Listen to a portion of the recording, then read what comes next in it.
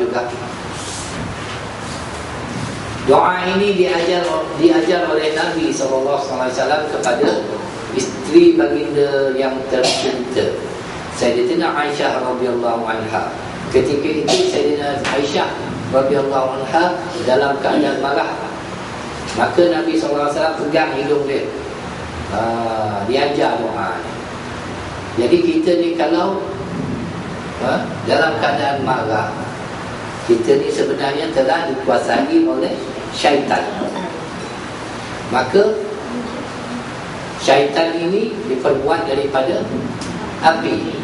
Nak padam api guna air, ambillah wuduk. Apabila kita dalam keadaan berdiri, Rasulullah SAW kata marah, duduk. Kemudian duduk marah juga, baring. Tutup mata tidur, tak adalah marah lagi. Sebab kalau kita ni suka marah-marah orang, sampai menyakiti hati orang, sikit-sikit nak tengking orang, sikit-sikit nak maki orang, sikit-sikit nak hina orang dan sebagainya. Kita aja yang betul. Jadi kita tak boleh nak menahan marah ini. Ini adalah orang yang mengikut hawa nafsu syaitan. Sama-sama kita baca doa yang diajar oleh baginda Rasulullah SAW.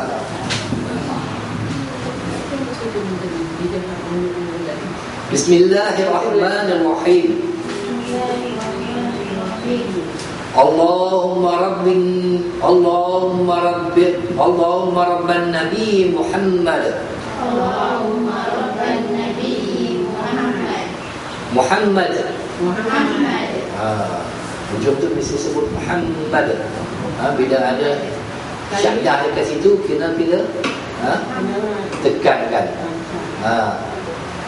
Allahumma rabban Nabi Muhammad. Allahumma rabban Nabi Muhammad. Ighfir li zanbi wa azhib ghaiza qalbi. Ighfir li zanbi wa azhib ghaiza qalbi. Wa ajrini min mudhillatil fitan.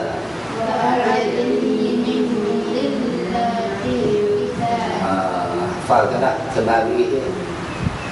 InsyaAllah boleh hafal tak? Hai Tuhanku, dan Tuhan Nabi Muhammad SAW, ampuni olehmu bagiku akan dosaku, dan hilangkan olehmu akan marah di dalam hatiku, dan peliharakan olehmu akan daku daripada segala fitnah yang menyesatkan. Apabila kita marah,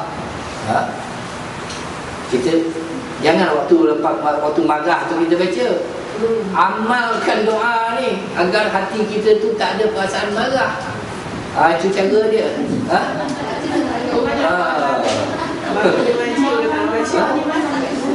Jadi bila dah marah pun nak baca, tak boleh lah. Disebut juga oleh Imam kita, Imam Al-Ghazali, dan apabila memaki akan dikau oleh manusia atau mengumpat ia akan dikau orang maki kita, orang mengumpat kita, atau menghinakan ia akan dikau orang hina kita, maka jangan engkau marah akan dia. Tak payah marah. Maka di dalam yang demikian itu, lepas engkau daripada kejahatan di dalam dua negeri, yakni dunia dan di akhirat. Adapun sekarang di dalam dunia, maka iaitu tiada menambahi ia di dalam jawabnya itu, dan iaitu menambah ia di dalam akhirat akan beberapa pahala yang amat besar. Apa pahala? Apa pahala orang yang tahan marah, orang yang sabar, orang maki dia, orang hina dia, orang telefon dia maki-maki, marah-marah, bercakap pun kasar, kita sabar. Kita suruh dia mengucaplah ingat Allah, kita kata. Jangan gitu. Apa ganjaran bagi orang begini? Disebut dalam riwayat Al-Bahaiki,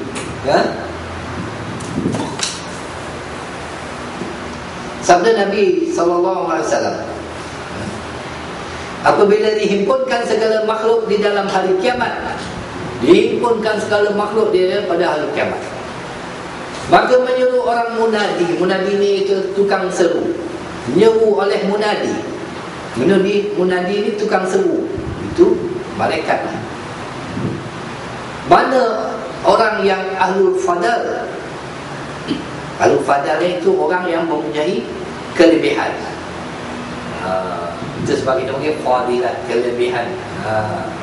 Ahlul fadal, orang yang mempunyai kelebihan. Maka berdiri beberapa manusia, padahal sedikit mereka itu, tak ramai berdiri, sikit. Maka berjalan mereka itu padahal bersegera kepada syurga. Berjalan dia nak menuju ke syurga. Maka mendapati akan mereka itu oleh beberapa malaikat. Maka berkata, malaikat tanya dia, adalah bahawasanya kami melihat akan kamu padahal bersegera kepada syurga. Aku tengok engkau korang ni cepat nak pergi syurga. Apa kau buat? Dapat satu layanan yang istimewa yang Allah Subhanahu Wa Taala bagi. Maka berkata mereka itu bagi malaikat, ini kalau kita lama dia macam ni lah ayat dia. Orang tu pun berkatalah kepada malaikat itu bahasa kita sekarang. Kalau bahasa kita lama dia berbunga-bunga bahasa dia tu. Aku dah faham macam kita lama.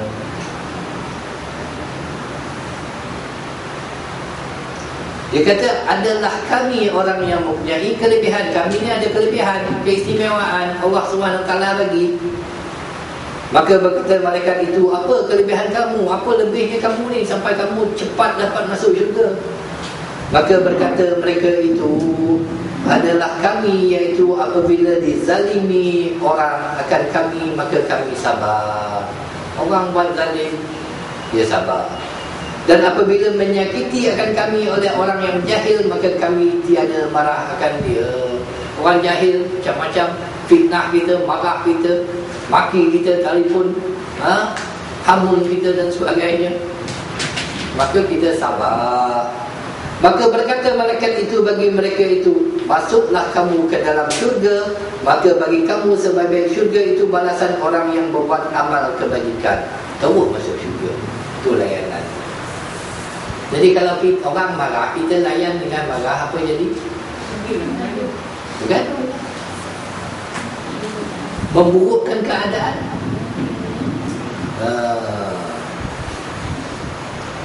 Kita memburukkan keadaan.